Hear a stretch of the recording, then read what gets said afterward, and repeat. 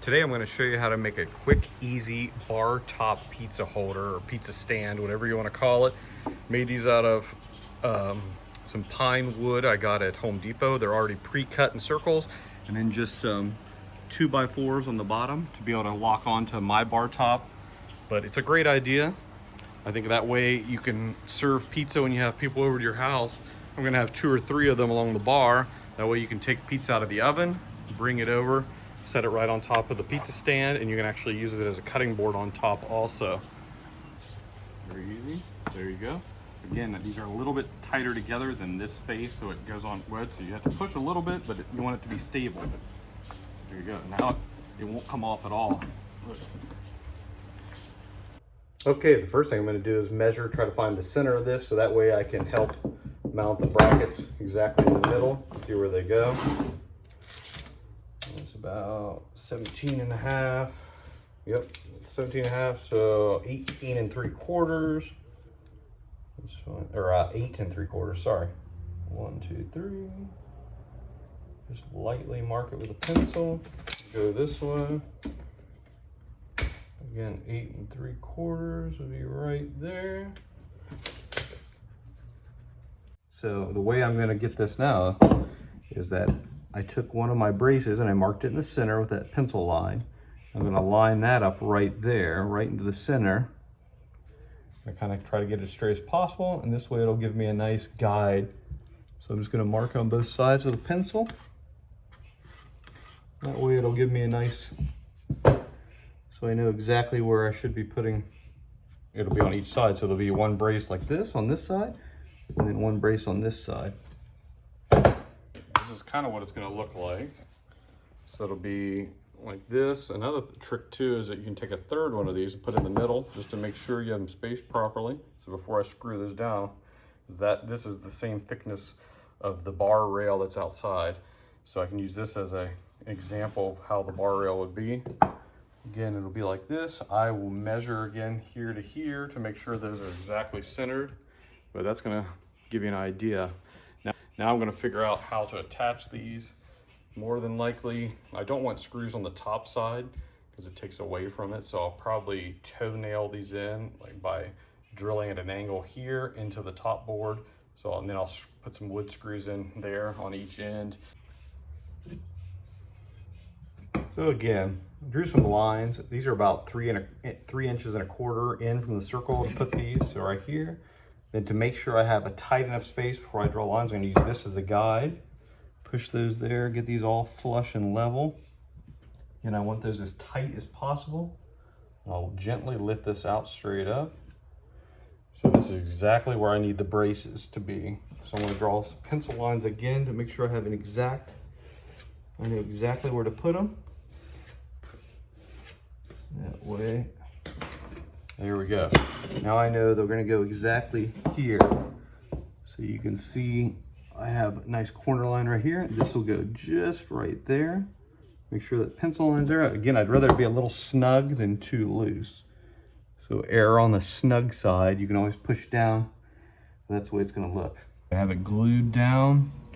Make sure again it's all right where I need it to be. I'm going to try to toenail, screw it in. I want to just use a smaller bit than the screws you're going to use. This is a small one. Easiest way to do this is to drill straight in for just a second. Drill in just maybe a 1/4 inch. Get a little start. That way it's easier. Then you can put it at your angle. Probably about a 45-degree angle. All the way.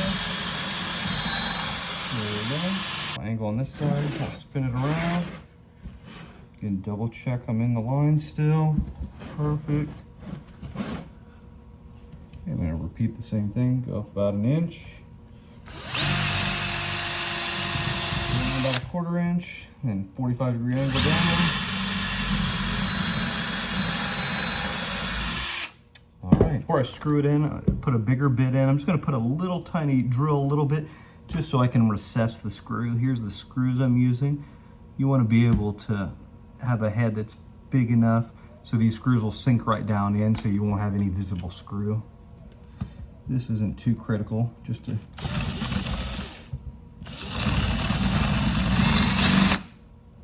There you go, just a little bit. Like I said, just an 1/8 of an inch or so. Doesn't take a lot.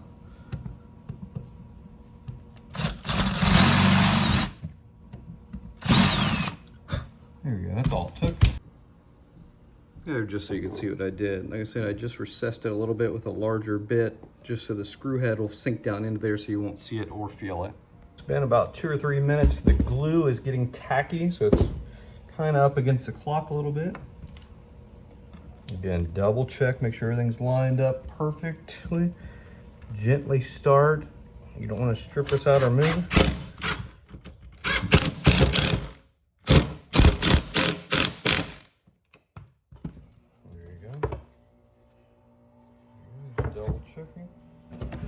That there, the screw's completely recessed. We're gonna flip it over. Gonna have to adjust it a little bit. Perfect. I'm gonna put some pressure down on this hand, push it down, make sure it stays there. Kind of start the screw with my fingers a little bit to get it to stay. Again, the screw's at about a 45-degree angle so it doesn't go through the top. I'm gonna go into the bottom board but not through. Perfect. You can see that one too. That way we have a nice straight board. It's actually very strong. This is gonna work out great. I glued this one down, so although I feel pretty confident in my measurements, to be 100% sure that I'm gonna have a nice tight fit, I'm gonna use my guide board again to slide it right between. And I'm gonna squeeze in like this too. What I'm also gonna do to assure, I'm gonna use some wood clamps.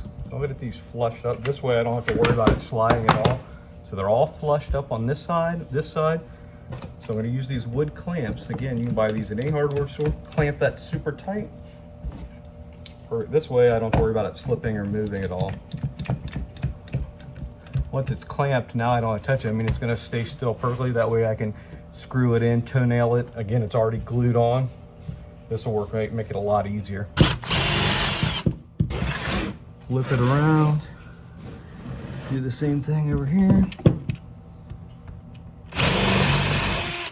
Again, the easy way is put the screw into the hole, twist it a couple times just to get it in by hand. You want the screw going down at a 45-degree angle. It should follow the drill bit, the original drill hole. Once it's in, that way it makes it easier, you don't have to wobble.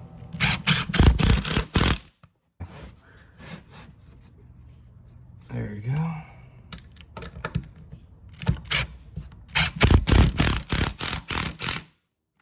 I have both sides glued and screwed in, so now I can actually remove the clamps because it's held down by the screws on each side.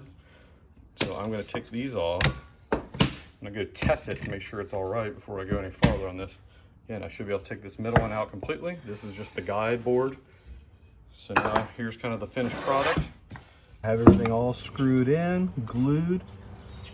And now I'm just going to sand it down a little bit to make it better before I seal it up good.